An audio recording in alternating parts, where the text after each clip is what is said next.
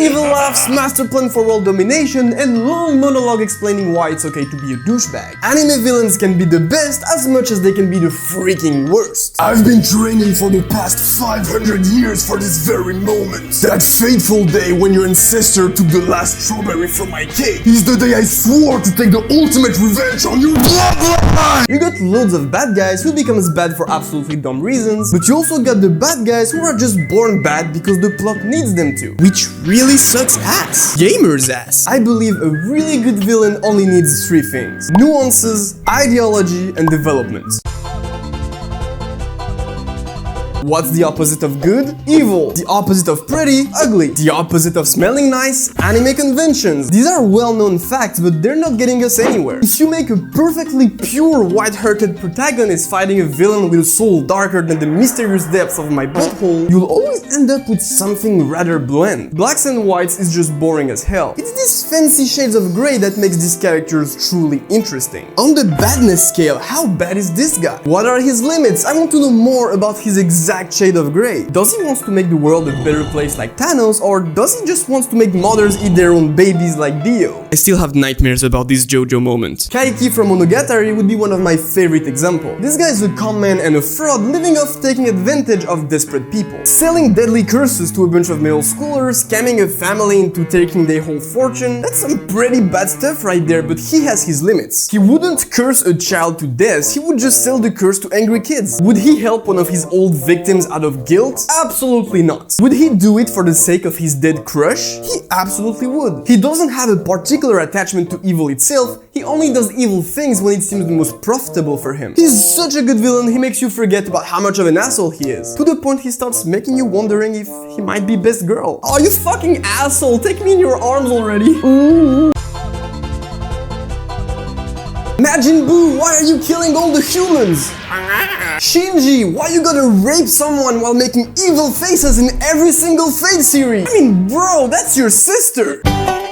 There is nothing worse than a bad guy who doesn't know what he's doing. A villain without an idea behind his action is like a bike without wheels or a car without gas. Without some kind of ideology, even the biggest villain will just feel like a small-time crook, but just at a larger scale. Stain, the hero killer from Hero Academia, is one of the characters that had the biggest impact on his universe. His ideology alone caused a massive spike in this world's crime rate, and understandably so. He literally did what the media were scared Joker would do to our society. He believes most heroes are fake because they lack the true strength and selflessness a true hero should have. He hates these commercialized heroes to the point he wants to get rid of them all. He believes in his ideology so viscerally, he even saved Midoriya despite having a perforated lung just because he recognized him as a true hero. He believes to be righteous in his action, all the while knowing he's a bad guy doing bad things. He even says he would gladly be killed by All Might, the one true hero. He might hate bad heroes, but he hates bad villains just as much. He might be a f***ed up asshole, but he got a functional set of logic that he stands by. If every bad guy had an actual convincing ideology behind their actions, we would understand them way better and every confrontation would be way more interesting. Now, I'm not saying a villain should always be endearing, and even less that you should always agree with them. Villains are still villains. I'm just saying that in order to take them seriously, you need to make them somehow understandable.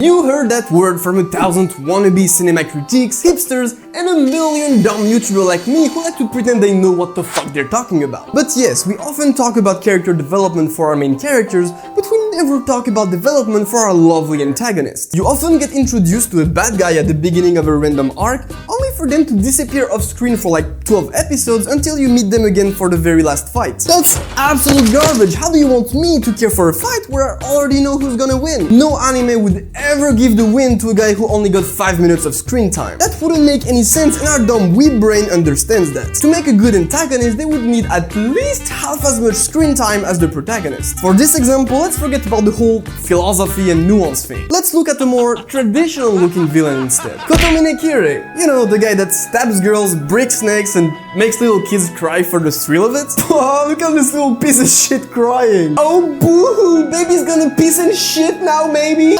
Kirei was born a complete evil sociopath, but since he was born a man of the church, he was forced to act good and try his best to become a good person. Until a certain charismatic blonde Egyptian douchebag convinced him that he should stop faking it because pleasure should not be a sin. That's when he started drinking wine while watching people having mental breakdowns. Kirei is one of these rare guys born genuinely evil that managed not to fall into the cringe Power Ranger villain category. How? Smart character development. Even if his whole person is rather unrealistic, because no one's born like this, they slowly made him evolve in front of our eyes so we could see step by step how we got from point A to point B. How did we go from to drowning a whole city in burning lava while laughing alongside your naked best friend? I really love these two guys. They're so wholesome together. We could see his entire journey of fighting himself in Fate Zero. So despite lacking both nuances and ideology, they managed to make an amazing antagonist through screen time and character development only. I really want to see more anime where the bad guy is also a true main character. Now, let me destroy my entire video by mentioning a counterexample I just thought of. Malti from Shield Hero! Fuck! No nuances, no ideology, no development, no backstory, no charisma, no fucking nothing! Malti is the most garbage character anime has ever given birth to. But I think Malti actually saved the damn show. She was the hook of the series, she was the reason everyone got hyped for this anime. Accusing the main character of rape and ruining his entire life for no fucking reason, cheating, plotting, lying, and trying to murder her adorable sister. They didn't have the time to give her character anything, they were too busy making her as hateable as possible. And they did that just right. Thanks to her, you spend the entire show drawing while praying for a proper revenge. Then when it finally happens, it feels really good, pretty satisfying, but after that, the show loses all of its purpose. I tried to keep going after the anime with the manga, but without Malti, it just goes back to being a very plain isekai with a classic power system, classic characters, and classic events.